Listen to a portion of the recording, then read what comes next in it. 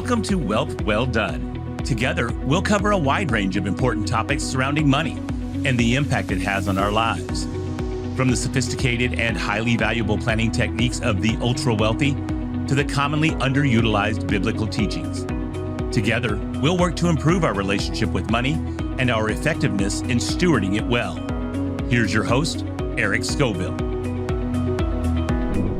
All right, welcome to the 50th. I'm going to say that again because this is a big deal. The 50th episode of the Wealth Well Done podcast, where we lean into the tactical, the practical, and the spiritual advice to help you do your wealth well done. The last couple of weeks, we've been leaning in on insurance. It's something we haven't talked about yet on the show here. It's obviously a pretty critical piece of someone's financial picture. And so we just broke down a lot of the common uses of personal insurance and try to give you some insight there, with the exception of health insurance there. But other than that, we hit the other five large ones. But this week, I am super excited, Shawn. It's great to have you on here. So my business coach, Shawn Dill, he is the one who pushed me to start this podcast, along with many other things. So, Shawn, it's a pleasure to have you on. Thanks for joining us today. What an honor to be here on number 50. Congratulations. That's quite an accomplishment. Thank you. I did not know when we were getting this started, I did not know where this was going to go. And seeing the download counts and knowing how many hours of conversations and hopefully good insight that we're able to share with people that are had here. I'm seeing the multiplying effect of that, because those are that many conversations that I haven't had that other people have had with me and other people are getting to know me. But the bigger piece of that is there is a lot of value that's being passed around now because of this. And it's something I had no intention of ever doing, except for you constantly pushing me to do that. So thank you. My pleasure. All right. So Shawn is a master inside relationships and the amount of people that come into his life. And what's impressed me is not just the amount of people that come into your life, because other people have that, but you care. You care about people and you remember stuff about people that most people would never think that you would know. I remember one time sitting in a room listening to you talk, and you made a comment about, we have no idea how much you know about us. and just you are a different breed there. And I think that we have a lot to learn from you from relationships. So thank you for sharing that. Another place I think we have a lot to learn from you from is the way that you see the world. And we're going to go a couple different directions with that in this episode here. And it's going to seem like I'm starting to ask you to predict the future. And it'll transition a little bit from there. But back in the beginning of COVID, before COVID actually hit the US from all of our normal ways of defining that as March of 2020, in February, you go on record telling everyone, you kind of start to lay out what this is going to look like here. And that's not the first time that you have given very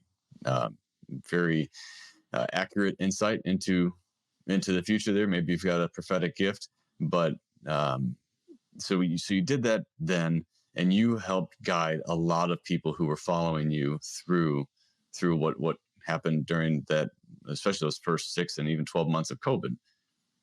Then we go back here a while ago, and you started hosting the Money Mondays as a show to help people through a recession. And that recession seemed to knock on the door and then leave. And did it actually leave or not is a whole different kind of question here with how much manipulation is going on with that. But as I talk to business owners, and I talk to a lot of them, and not just looking at the stock market or the news, it sounds like that's still coming. And I'm, I think, across the board, a lot of the businesses that people we work with, they're down, and they're not down just a few percentage points. They're down fairly significantly here. And so I want to ask you, what are you seeing as you look at the economy and as you talk with people who are maybe a little bit more in the know of how things really work? Well, yeah, I do. I think it's going to continue to go down. I think that was a concerted effort rather than crash land. I think governments around the world are very open about this, that they were attempting this soft landings. Kind of, you can't say we're attempting this soft landing and we're not down. Like, so we're not in a recession. So it was just like, let's just go into it slowly versus let's just, instantly overnight crash the economy, devalue the currency. So, I mean, the truth, I think, lies in that admission and the activities that are attempting to, they're guised under, we're attempting to arrest the recession versus are we attempting to soft land this? And so, if we are attempting to have a soft landing, we have not yet landed. And so, it's just this slow decrease. And like you said, people are down. That is very clear. Inflation is up. Buying power is very down. People, even sentiment and attitude, which I think is a big indicator that people are worried. So you don't have to necessarily. I mean, and I get it. I'm not trying to step on anybody's toes. I understand the audience, but you don't have to necessarily be reading all of the economic indicators and having that discussion so much as just going out into the world and having conversations with regular people and finding out what their sentiment is. How do they feel? What decisions and choices are they making right now with their money? Is beyond clear. And then I love this, and I love this in health, and I love this in economics. Just asking, do you generally feel like over time that you're getting better? Do you generally feel that over time your economic situation is improving? And I would say that right now, on the average, generally the sentiment is that no, I am not improving. My economic situation is not improving. And I would even say that amongst people that I respect, high net worth individuals, a lot of them are happy if they just don't go down, right? So, like, hey, I'm maintaining, high five, that's good. And yes, there are the outliers who are managing to thrive through this, and there always will be. But I think the overall group of people would agree that we are in this slow, gradual decline. That's one more thing. It's like how kids grow. You don't recognize your child growing from one day to the next. And I think that's exactly kind of what we're experiencing. As long as we can make it so slow that you don't recognize it. But then look, you look at your kid and you're like, wow, I remember when you started second grade, and then when you're starting third grade, those clothes don't even fit. So now, once we have enough time where we're able to say, I remember 1 year ago what gas prices were, grocery prices were. I remember how far my money went. I remember taking the family on vacation. And now I'm not in that situation. That's when that reality sits in. Yeah. That's something we have talked about quite a bit with inflation, that in our opinion, it seems like the goal of inflation really should be to let inflation continue to run its course and just not let people really know until they look back and, whoa, these clothes don't fit anymore. So no, that's good. While you're predicting the future, what are the biggest items you're focusing on when it comes to the presidential election this year? Well, I mean, gosh, we can't even figure out who's running.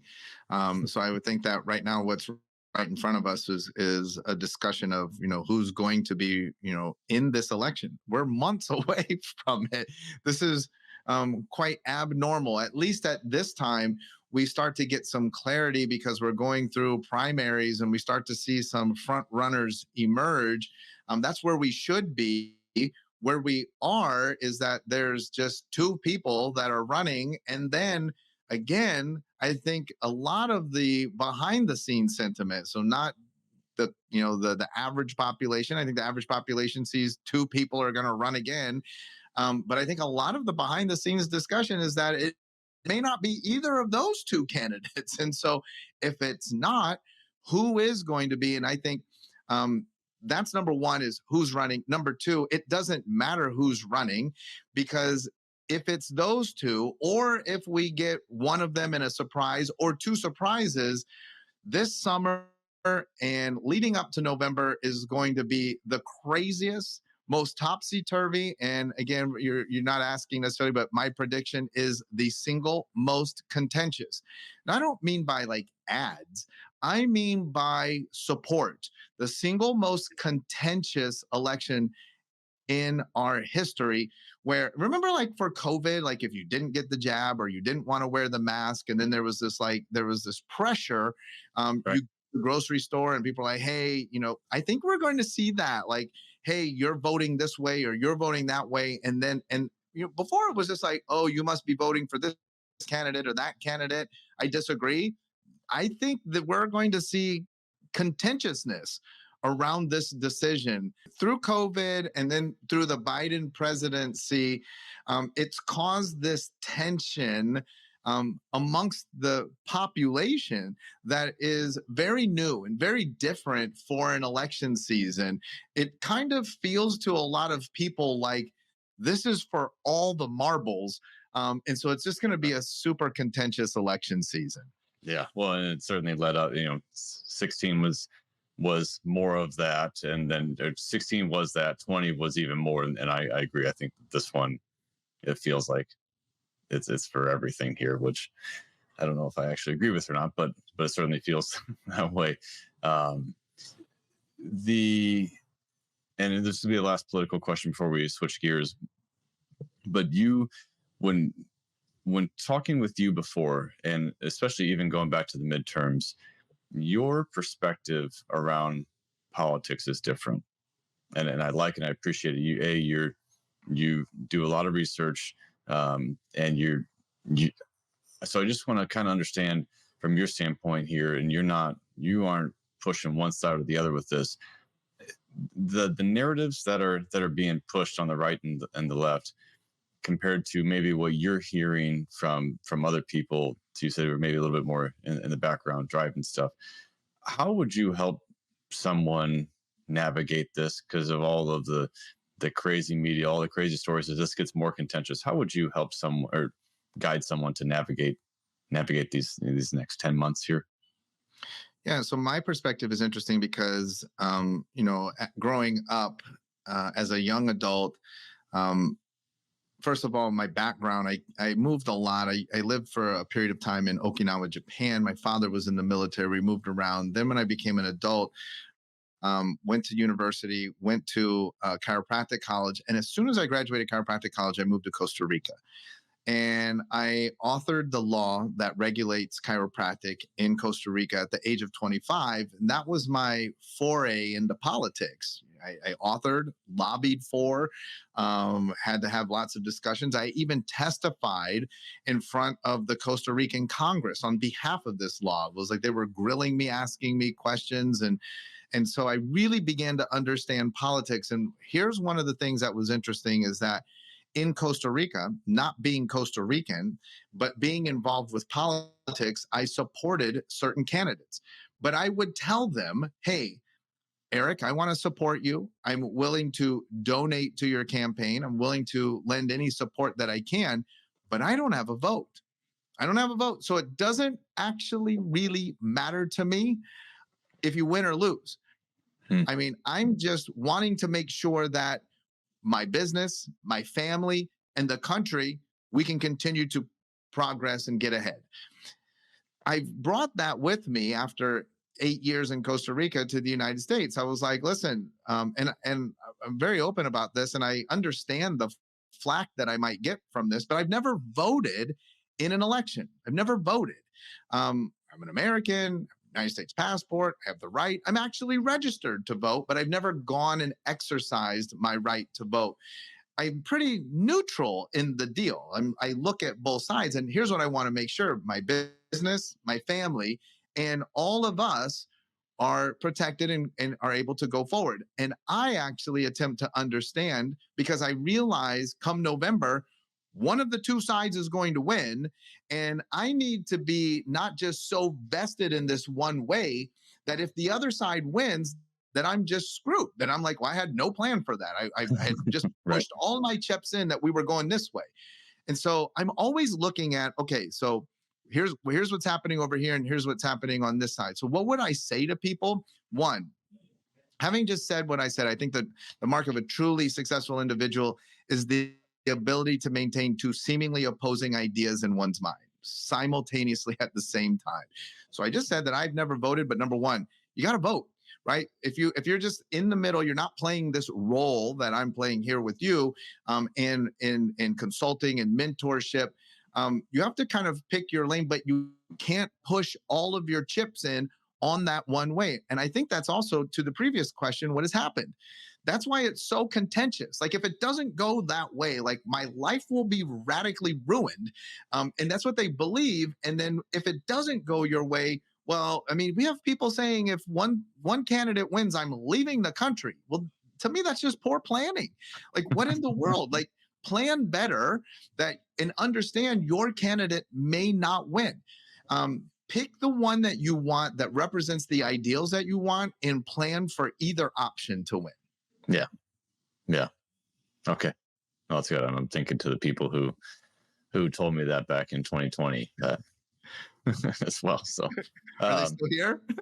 they are. Oh, They well, are. there you go. Yeah.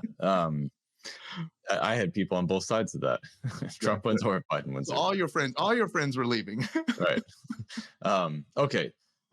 Different type of you helping us gain some insight here into trends and what's happening.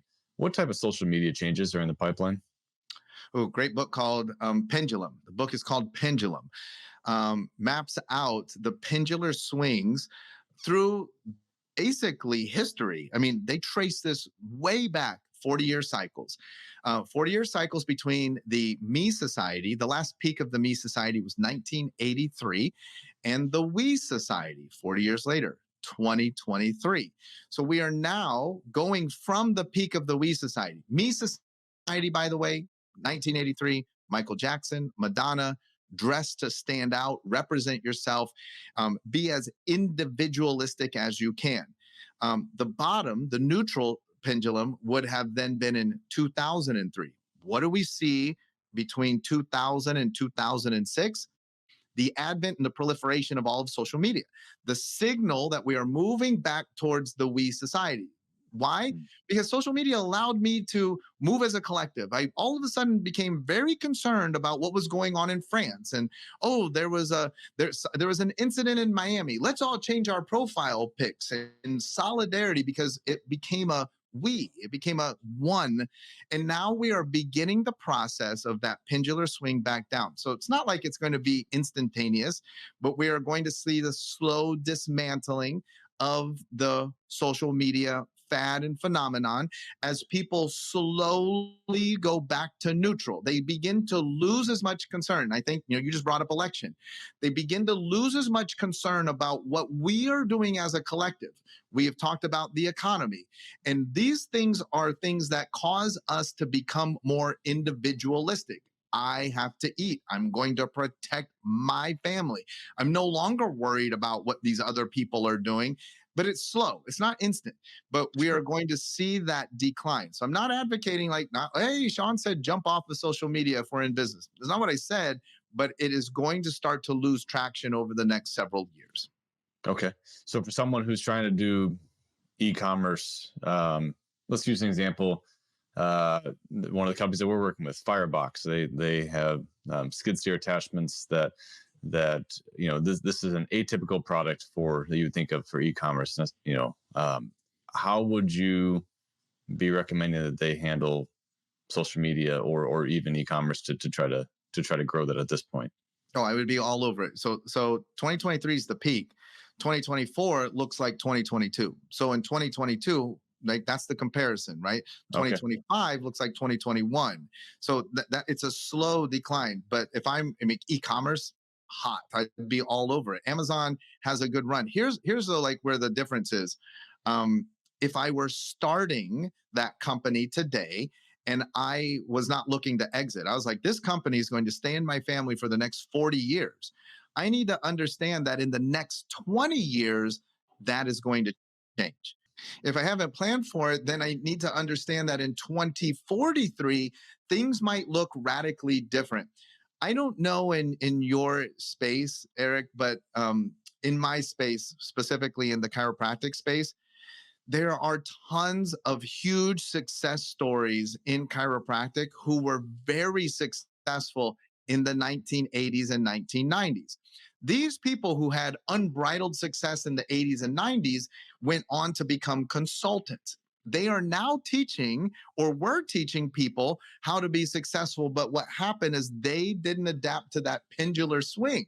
So the strategies and tactics from the 80s and 90s don't work in 2010 and 2020. Very much the same way. If I'm starting a business now in 2020, 2040, that's not going to work anymore. So look, short term, e-commerce is great. 10 years out, it's on a steady decline. 20 years out, maybe things are radically different. And listen, everything old is new again, right? One thing we haven't talked about is any prediction on AI. I don't know if we're going to go there, but that is also going to change the way that we transact and do business. Yeah. Yeah. Well, why don't you hit that? Because I'm switching gears to something else next. So go ahead and hit that. Okay, well, I think that AI. So if you read Pendulum, Roy Williams is one of the authors. Usually the pendular shifts are signaled by people, usually in music. Maybe it's Taylor Swift. Maybe that might be one of the indications. I brought up Michael Jackson and Madonna previously. You have Chuck Berry, Elvis Presley. You have the Beastie Boys, Eminem, Run DMC. These are all people that show up at certain times and shift sort of a culture into a direction. But I think that this might be the first time in history that the shift is now being signaled not by a person, but by a machine. And I think that that's being done by AI. We spoke about the election, and it's being contentious. I think that in this election season, AI is going to disrupt things because we're going to have so many deep fakes that on social media, people, and this is part of the decline, I think are going to begin to say things like, I just don't know what to believe anymore. They're going to be able to see people saying things that are outrageous or contrary to their actual positions. And people are going to start to lose trust in social media. This is great news because I believe history repeats. And I believe now in 2043 and then rolling over to 2063, I actually believe we're going to see a new premium placed on in-person interactions, almost like we're going back to the Renaissance times where information is spread in person by people coming together in the town square. Because the only way, even right now, if this episode is being watched 20 years from now in 2043, in 2043, because we're doing this across an electronic platform, in 2043, you don't know that this is actually me. Maybe it's just AI and a deep fake, and it will be that good that you really wouldn't be able to know the difference. So the only way you would know if you're like, I want to know what Shawn says, is you'd have to show up somewhere where I was in a room. And probably because of capitalism, you'd probably have to pay a premium to be in the room so that you would know for certain that the information was coming from that person. You know, in the Obama era, the elections began to be won and the battle was won on social media. Fast forward 2043 and 2053 and 2063, the election battles will be won in person again. Well, you just connected the dot for me in a way. I remember I was at a family office conference here probably about 18 months ago, and they were talking about where we were at in terms of the AI and deep fakes inside videos. And obviously, you know, my great uncle wrote a book on photo fakery and faking photos from back during World War II. But now here we are to be able to do this and have AI do this inside videos and make it look so real that they could take our conversation here and broadcast it in 30 different languages, and they will change my lips to make it match that. And so this I had told people before that I thought this was going to be the last election that you will have much trust at all around the videos that you watch of what a president's saying. And the reality is plenty of it's going to be fake this time around, but by next time we're going to know that you just can't trust any of that. So that makes a ton of sense of a pendulum swinging back away from social media. So thank you for that insight. For podcast, what inning do you think we're in the podcast game? What ending? What inning? What ending? Yeah. Well, I remember back, gosh, this must have been in like the 2013-ish. Um, we were starting our chiropractic franchise, and I remember getting our franchisees together and telling them, hey, like, you guys got to be on social media. Like this, the reason why you've got to be on social media is because it's a level playing field. We're in there and we're talking and on the same playing field as Coca-Cola and General Motors. It's not like the Super Bowl where you have to have $7 million to even, be considered, to even have a voice. It's an even playing field. Well, now it's not as even, right? So over time, it's not an even playing field. But I do think that currently podcasting is an even playing field. Now, one of my predictions here is that I think that there's going to be a huge proliferation of podcasts. That's great. Then I think there'll be separation of the higher end of podcasts, and I think that there's a run to try and be included in that higher end. I think that what you're going to see, we've already seen like Joe Rogan sign exclusively to Spotify as a platform for the dissemination of that podcast. I think we'll start to see a little bit more of that. That's not that concerning or even relevant to someone like you and I, because we have middle of the road podcasts. But then what I think will happen is I think there's the signals that I'm looking for is as Netflix, Paramount, Max, for them to jump into the podcasting game. I think Netflix figures out that look, we put out these series and we invest all of this money into production and we create these series and we get the views and that supports the platform. But what if a lot of people were listening to Eric Scoville's podcast? It would be a lot cheaper for us to put the podcast on Netflix and then justify my monthly subscription price because I'm giving you exclusive access to certain information that people consider credible, or even certain levels of entertainment. It would be easier for us to produce 13 episodes of your podcast than 13 episodes of Peaky Blinders. And so I'm looking for that as a signal because I think that then we have exclusivity, right? Because if you're on the Netflix network with your podcast, they obviously don't want you on Spotify and Amazon and YouTube and all around.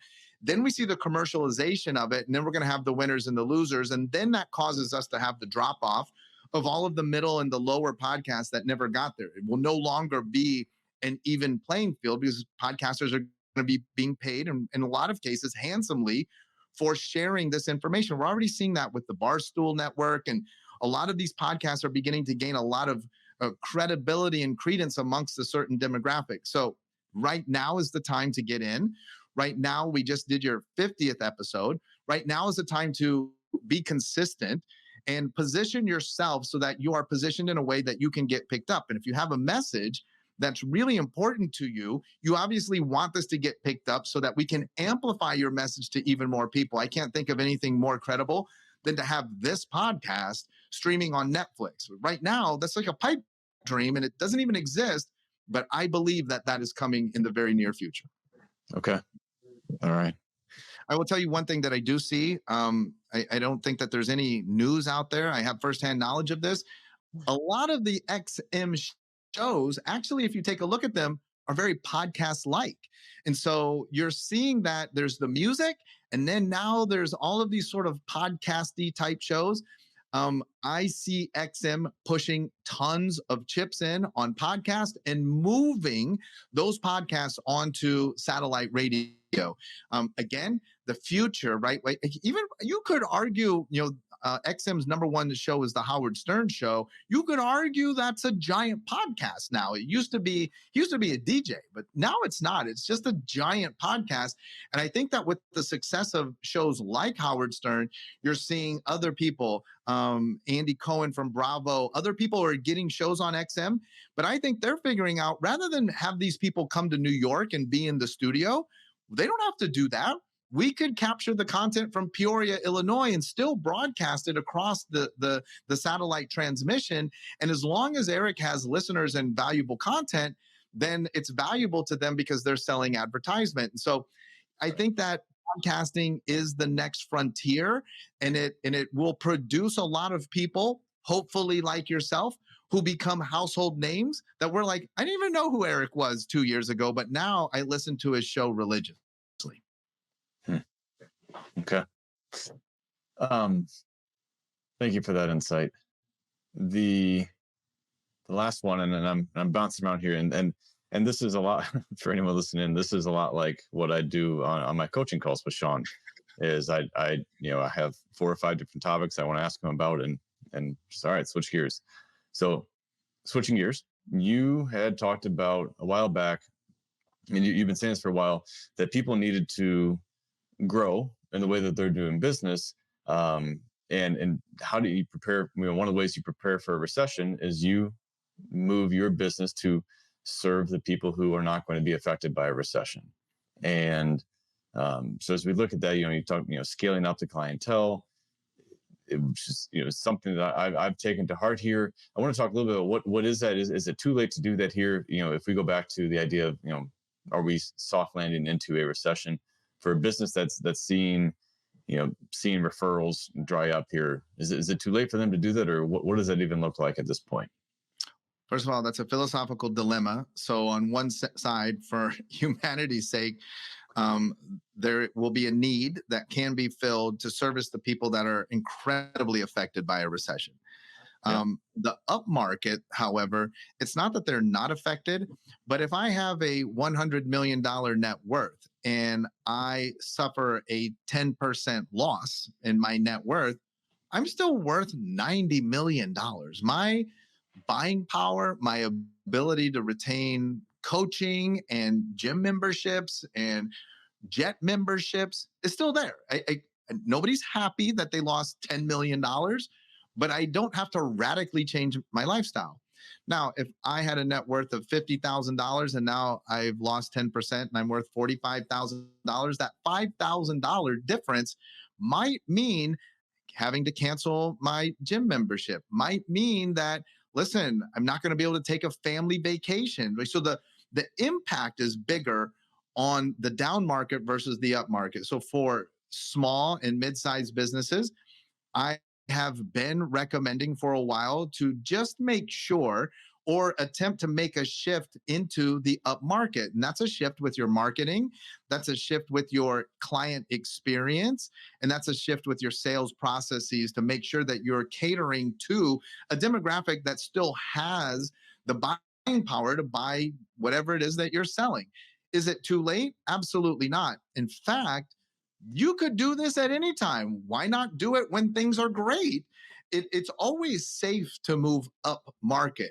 I think in the down market, it's not as safe, but more importantly than not as safe, it takes incredible skill to Mhm. operate in the down market.